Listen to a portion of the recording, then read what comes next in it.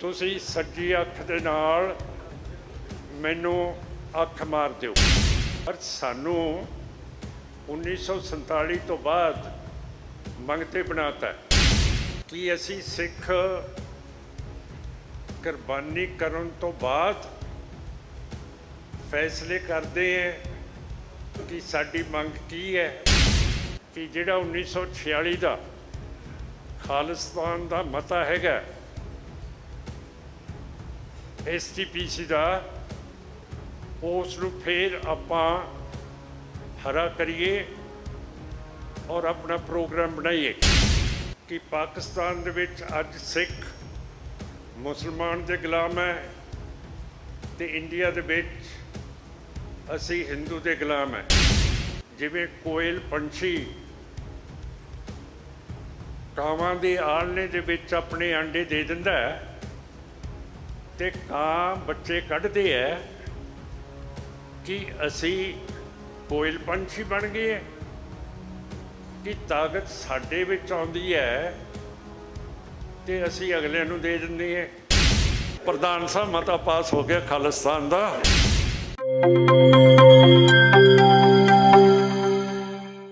ਸਤਿਕਾਰਯੋਗ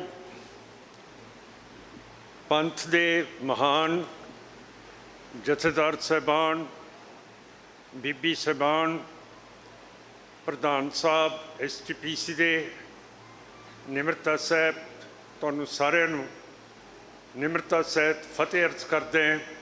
ਵਾਹਿਗੁਰੂ ਜੀ ਕਾ ਖਾਲਸਾ, ਵਾਹਿਗੁਰੂ ਜੀ ਕੀ ਫਤਿਹ।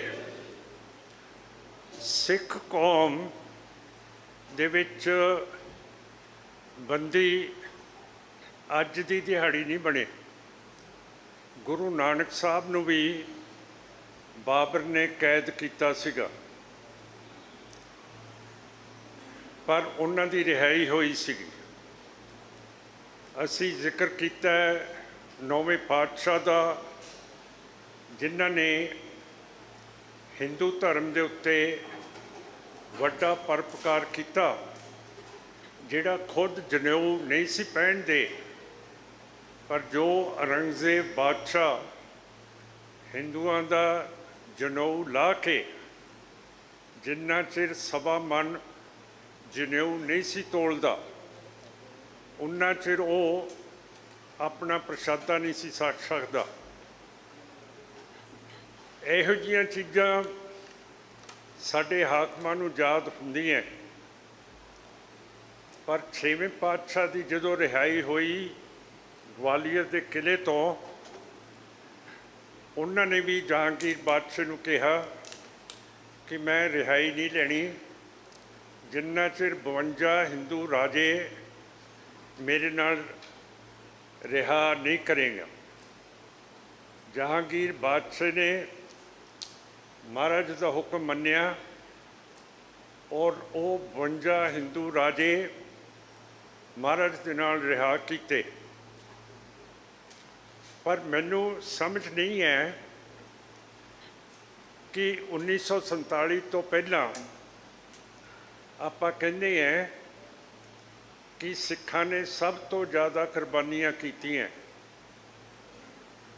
ਕਿ ਅਸੀਂ ਸਿੱਖ ਕੁਰਬਾਨੀ ਕਰਨ ਤੋਂ ਬਾਅਦ ਫੈਸਲੇ ਕਰਦੇ ਹਾਂ ਕਿ ਸਾਡੀ ਮੰਗ ਕੀ ਹੈ। ਕੁਰਬਾਨੀਆਂ ਕਰਨ ਦੇ ਨਾਲ ਅੰਗਰੇਜ਼ ਇੱਥੋਂ ਚਲਿਆ ਗਿਆ 1947 ਦੇ ਵਿੱਚ, ਤੇ ਰਾਜ ਕਿਹਨੂੰ ਮਿਲਿਆ? ਸਾਡੇ ਹਿੰਦੂ ਭਰਾ ਨੂੰ ਤੇ ਮੁਸਲਮਾਨ ਭਰਾ ਨੂੰ। ਮੁਸਲਮਾਨ ਨੂੰ ਪਾਕਿਸਤਾਨ, ਹਿੰਦੂ ਨੂੰ ਇੰਡੀਆ।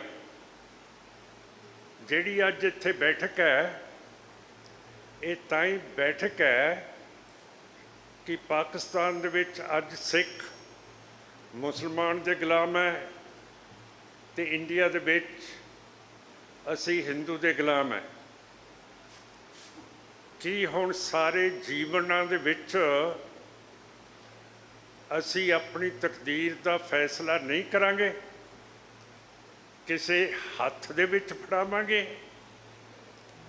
ਹੁਣ ਭੁੱਲਰ ਸਾਹਿਬ ਨੂੰ ਫਾਂਸੀ ਦੀ ਸਜ਼ਾ ਮਿਲੀ ਸੀ। 3 ਜੱਜਾਂ ਦਾ ਬੈਂਚ ਬੈਠਿਆ। ਜਿਹੜਾ ਚੀਫ ਜਸਟਿਸ, ਜਿਹੜਾ ਚੀਫ ਜੱਜ ਸੀ, ਉਹ ਮੁਸਲਮਾਨ ਸੀ। ਜਿਹੜੇ 2 ਜੱਜ ਸੀਗੇ ਹੋਰ, ਉਹ ਹਿੰਦੂ ਧਰਮ ਦੇ ਸੀਗੇ। ਜਿਹੜਾ ਮੁਸਲਮਾਨ ਧਰਮ ਦਾ ਜੱਜ ਸੀ ਸ਼ਾਹ, ਉਸ ਨੇ ਭੁੱਲਰ ਸਾਹਿਬ ਨੂੰ ਰਿਹਾ ਕਰਤਾ, ਬਿਲਕੁਲ ਰਿਹਾ ਕਰਤਾ। ਪਰ ਜਿਹੜੇ 2 ਦੂਜੇ ਜੱਜ ਸੀ, ਉਹਨਾਂ ਨੇ ਫਾਂਸੀ ਦੀ ਸਜ਼ਾ ਦਿੱਤੀ। ਚਲੋ, ਜੇ 2 ਜੱਜਾਂ ਨੇ ਫਾਂਸੀ ਦੀ ਸਜ਼ਾ ਦਿੱਤੀ ਹੈ, ਇਹ ਫੈਸਲਾ ਸਰਬਸੰਮਤੀ ਦੇ ਨਾਲ ਤਾਂ ਨਹੀਂ ਨਾ ਹੋਇਆ। ਫਿਰ ਕੈਦ ਕਰ ਦਿੰਦੇ। ਪਰ ਫਿਰ ਉਹਨਾਂ ਦੇ ਲਈ ਵੀ ਰੱਸੀ ਤਿਆਰ ਹੋ ਗਈ। ਉਸ ਵਕਤ ਅਸੀਂ ਮੈਂਬਰ ਪਾਰਲੀਮੈਂਟ ਸੀਗੇ।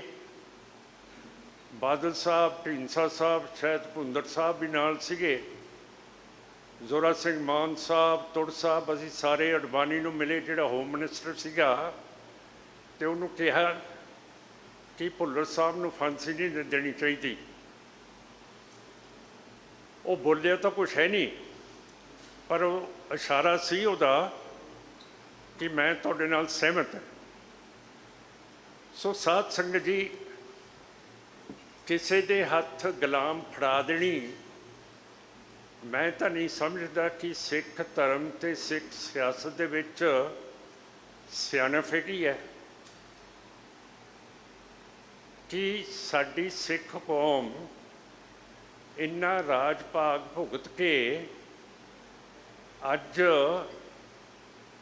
ਜਿਵੇਂ ਕੋਇਲ ਪੰਛੀ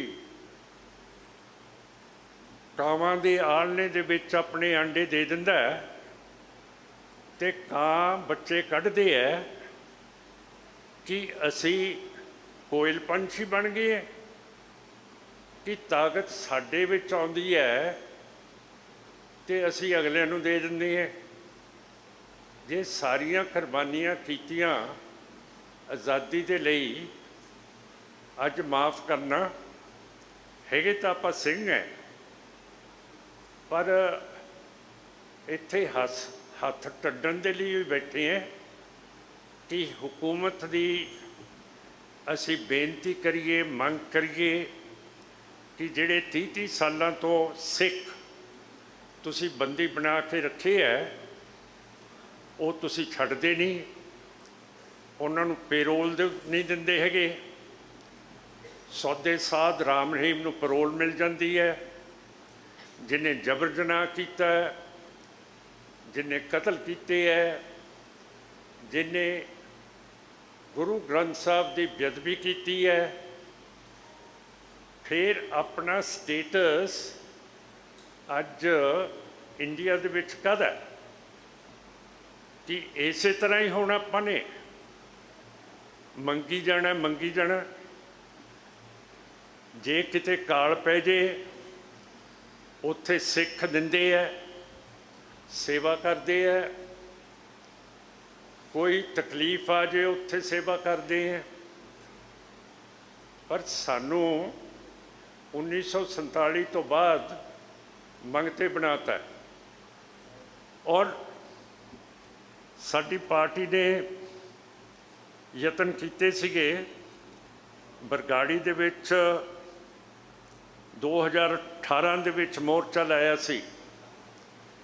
ਕੈਪਟਨ ਅਮਰਿੰਦਰ ਸਿੰਘ ਦੀ ਸਰਕਾਰ ਨੇ ਆਪਣੇ 2 ਨੁਮਾਇੰਦੇ ਰੰਧਾਵਾ ਸਾਹਿਬ ਅਤੇ ਬਾਜਵਾ ਸਾਹਿਬ ਭੇਜੇ ਸੀਗੇ, ਔਰ ਸਾਡੇ ਨਾਲ ਵਾਅਦਾ ਕੀਤਾ ਸੀਗਾ ਕਿ ਉਹ ਬੰਦੀਆਂ ਨੂੰ ਛੱਡਣਗੇ ਅਤੇ ਜਿਹੜੇ ਬਰਗਾੜੀ ਦਰਬਾਰ ਸਾਹਿਬ ਦੀ ਬੇਇੱਜ਼ਤੀ ਕਰਨ ਵਾਲੇ ਸੀਗੇ, ਉਹਨਾਂ ਨੂੰ ਪਕੜਿਆ ਜਾਊਗਾ। ਥੋੜ੍ਹਾ ਜਿਹਾ ਸਾਨੂੰ ਆਰਾਮ ਮਿਲਿਆ ਉਸ ਮੋਰਚੇ ਦੇ ਵਿੱਚ।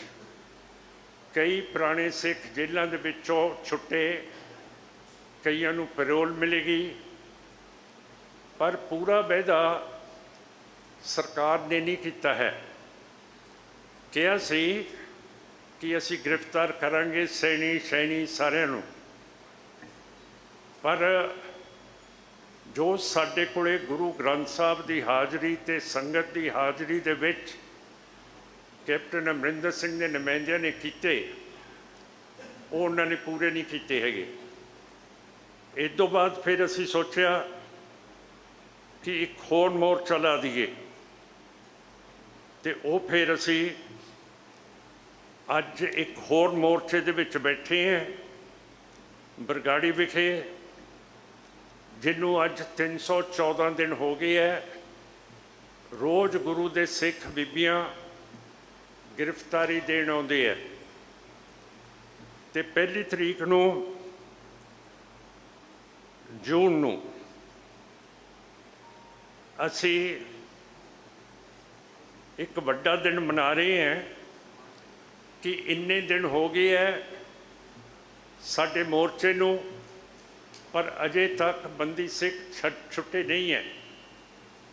तो मैं तुहानूं सारिआं नूं सद्दा पत्र भेजदा है कि बरगाड़ी गुरुद्वारा साहब दे विच 1 जून नूं जरूर दर्शन दिओ, जिहदे नाल सरकार नूं कोई फर्क पवे। थोड़े दिन होए है, मैं अज आपां इंडिया के बंदियां की गल करते हैं। मैं संगरामा विखे गया सी, उत्थे भाई हरजिंदर सिंह मिलिया, जिन्हें 34 साल बरतानिया की जेल दे विच कट्टे है। ऐ नहीं कि साडे बंदी सिर्फ इंडिया दे विच है, ऑस्ट्रेलिया दे विच भी अज सिख बंदी हैगे है। सारे पासे सिख बंदी फसे पे है, पर क्यों करके जदों साडे कोले हुकूमत हुंदी है उदों आपां गल नहीं करते। संविधान की धारा 161 है, जिहदे तहत गवर्नर की पावर है कि वो बंदियां नूं छड्ड भी सकदा है, सज़ा भी घट कर सकदा है। असी बजनौर गवर्नर नूं मिले सीगे, ते उसने भी साडी बड़ी इमदाद की। जिन्ना कुछ होया उसने बंदी छुड़ाने शुरू किए, पर गल ये है कि जिहड़ा साडा निशाना है वो हुण टारगेट दे उत्ते नहीं वजदा, क्यों करके हुकूमत नहीं है। 1947 तो बाद आपां गुलाम है। तो प्रधान साहब नूं मैं बेनती करदा कि एक वफद फिर बनाउण, जिहड़ा मौजूदा गवर्नर है उहदे कोले भी एक याद पत्र दईए कि साडे जिहड़े भी बंदी हैगे है उन्हां नूं पूरी तरह रिहा किया जाए। जे फकर है मोदी साहब नूं लाल किले दे उत्ते चढ़ के 9वें पातशाह का जन्मदिन मनाउण दा, तो मेरा मतलब है कि उन्होंने उही याद है कि तुहाडा जनेऊ बचाता।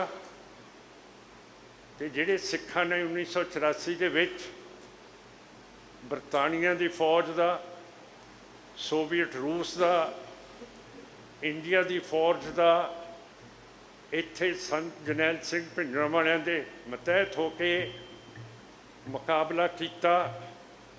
72 दिन ये तकड़ियां दुनिया दियां फौजां अंदर नहीं बढ़न दित्तियां उस योधे ने। सो साध संगत जी, उसनूं भी कदे कदे आपां याद रखीए, ਉਹਦੀ भी फोटो इस हॉल दे विच होवे। ये साडी पार्लियामेंट है, इत्थे जथेबंदी आके फैसले करती है, गुरमते करती है। और 1946 दे विच इसे दरबार दे विच सर्वसम्मति दे नाल STPC ने मता पास किया सी कि सानू खालिस्तान चाहिए। ਉਹਦੇ ਵਿੱਚ मास्टर तारा सिंह भी सी, ज्ञानी करतार सिंह भी सी, ਨਾਗੋ ਕੇ ਸਾਹਿਬ ਸਾਰੇ ਵੱਡੇ ਵੱਡੇ ਜਥੇਦਾਰ ਸੀਗੇ। ਇਹ ਮੈਂ ਗਪੌੜਾ ਨਹੀਂ ਮਾਰ ਰਿਹਾ, ਇਹ ਸਾਡੇ ਬਜ਼ੁਰਗਾਂ ਨੇ ਇਸ ਹਾਲ ਦੇ ਵਿੱਚ ਖਾਲਿਸਤਾਨ ਦਾ ਮਤਾ ਪਾਸ ਕੀਤਾ ਹੋਇਆ। ਹੁਣ ਮੈਂ ਜ਼ਿਆਦਾ ਤਾਂ ਨਹੀਂ ਕਹਿਣਾ ਚਾਹੁੰਦਾ, ਮੈਂ ਚਾਹੁੰਦਾ ਕਿ SGPC ਫਿਰ ਉਸ ਮਤੇ ਦੀ ਤਾਈਦ ਕਰੇ। ਸਾਡੇ ਹੱਥ ਦੇ ਵਿੱਚ ਕੁਝ ਹੋਣਾ ਚਾਹੀਦਾ। ਜੇ ਅਸੀਂ ਅਗਲੀ ਹਕੂਮਤ ਦੇ ਕੋਲੋਂ ਕੋਈ ਚੀਜ਼ ਮੰਗਣੀ ਹੈ, ਜਿਹੜਾ ਸਿੱਖ ਜੰਗਨਾਮਾ ਹੈ, ਅਸੀਂ ਸਿੱਧਾ ਦੁਸ਼ਮਣ ਦੇ ਉੱਤੇ ਹਮਲਾ ਨਹੀਂ ਕਰਦੇ। ਅਸੀਂ ਆਪਣਾ ਵਕਤ ਦੇਖ ਕੇ ਜਿੱਧਰ ਸਾਨੂੰ ਦਿਖੇ ਕਿ ਦੁਸ਼ਮਣ ਕਮਜ਼ੋਰ ਹੈ, ਉੱਥੇ ਹਮਲਾ ਕਰ ਦਿੰਦੇ ਹਾਂ। ਹੁਣ ਮੈਂ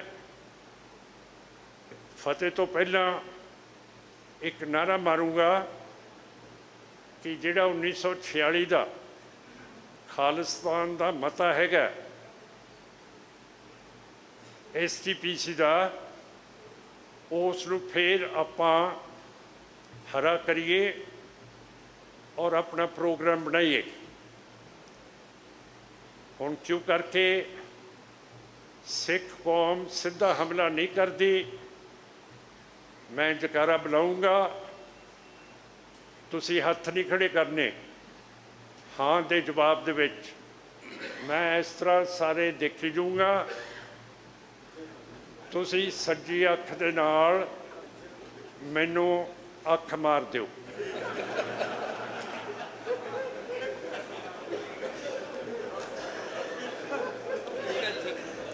ਬੋਲੇ ਸੋ ਨਿਹਾਲ।